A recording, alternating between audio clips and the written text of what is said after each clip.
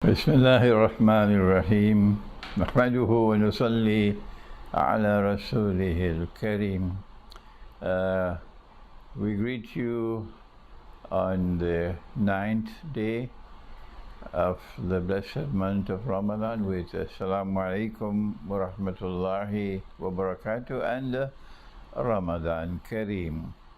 And excuse me, I have this cough and I don't know how long it's going to last, but bear with me.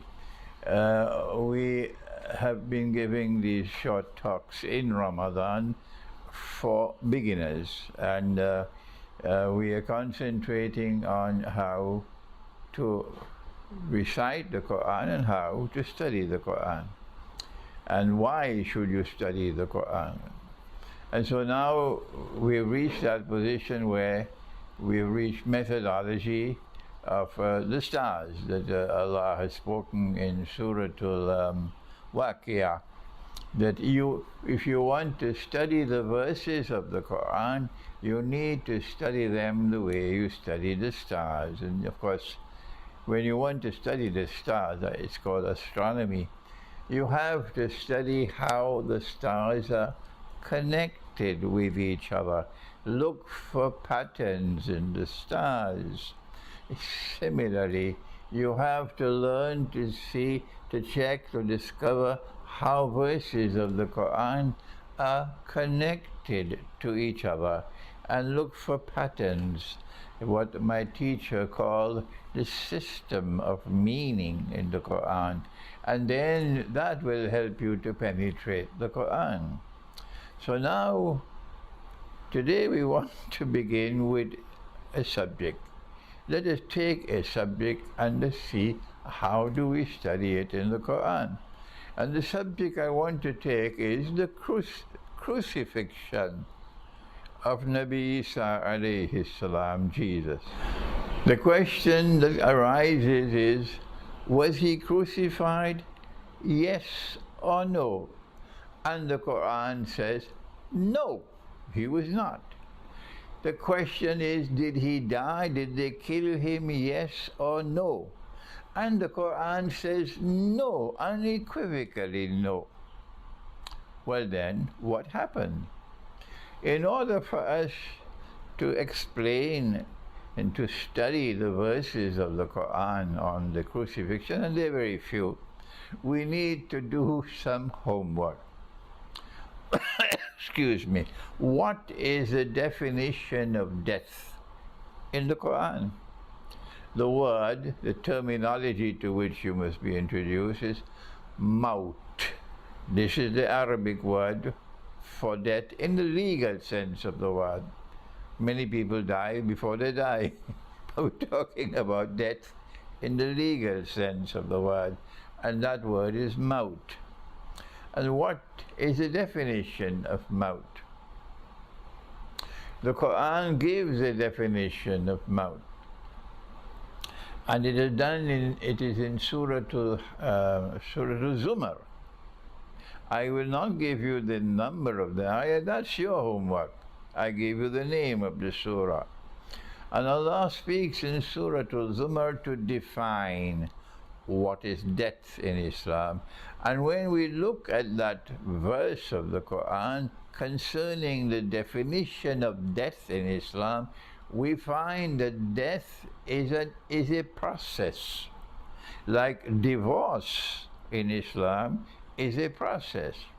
What is divorce in Islam? What's the process? The process is that you commence the process with a pronouncement of talaq or divorce. That's the commencement of the process, and Allah gives that right to the husband, not to the wife. He is the one who makes the pronouncement of divorce. If he refuses to do that, then she can go to the judge. So now then, the pronouncement of divorce is not a divorce, except for schoolboys. Except for schoolboys. When a pronouncement of divorce is made, a process commences. And the divorce is not completed, does not take place until the process is completed. What is the process? that when the pronouncement is made, the wife must experience 3 menstrual periods, and after the third one, when she is now returned to a state of ritual purity, if there is no revocation of the pronouncement, then and only then does the divorce enter into force. It matters not how many times he makes the pronouncement of divorce during the period of the process. It's called iddah. He's only making a fool of himself if he repeats it several times. Only the first one is valid. Only the first one is valid. So this is a process of divorce. It begins with a pronouncement of talaq. It proceeds for a period of iddah, of 3 menstrual periods, and then at the end of that, if there is no revocation of the pronouncement, only then does the divorce take place. Death is like that in the Quran, but of course the schoolboys don't study the Quran.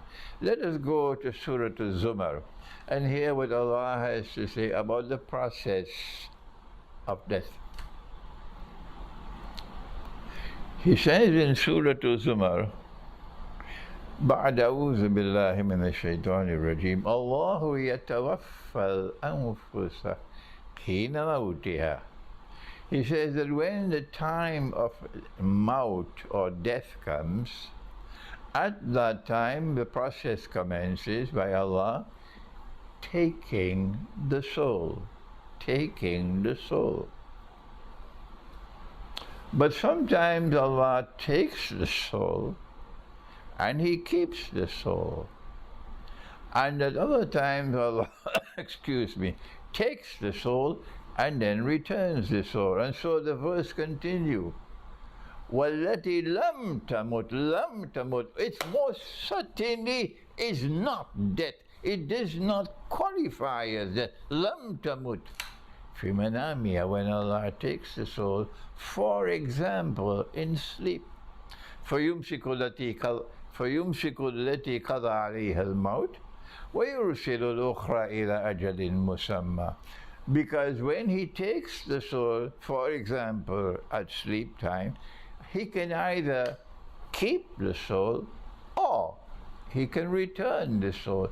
And if He returns the soul, lam tamut, most certainly it does not qualify as death.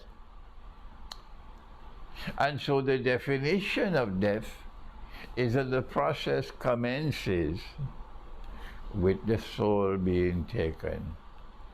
Allahu yatawaffa al-anfusa hina mawtiha. It begins with Allah taking the soul at the time of maut.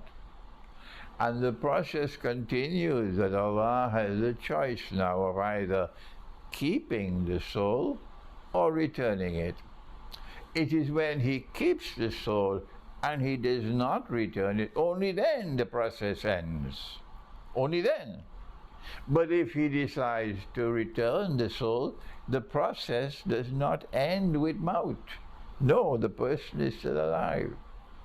I hope this is not too difficult for you to understand.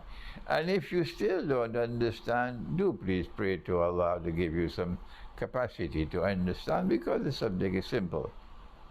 And so death is not to be understood other than as a process. When Allah takes a soul, don't make a fool of yourself to come to the conclusion that is death, because you don't know the Quran. I'm sorry to use this harsh language for people who shout and scream where angels fear to tread. The Word of God. Be careful with the Word of God. Now then, having defined what is death, what is maut, only now are we prepared to go to the verses of the Quran pertaining to the crucifixion, which we'll do tomorrow, inshallah. Thank you. Wassalamu alaikum wa rahmatullahi wa barakatuh.